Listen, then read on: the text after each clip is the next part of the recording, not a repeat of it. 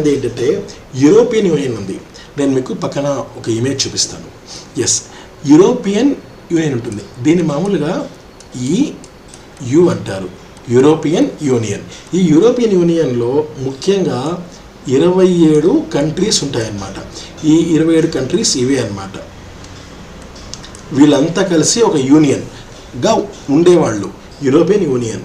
అయితే European union, ఈ union నుండి యునైటెడ్ కింగ్డమ్ వాళ్ళు విత్డ్రా అయిపోయారనమాట. ఇక్కడ ఎక్కడ ఉందండి యూకే అంటే ఇదే యూకే.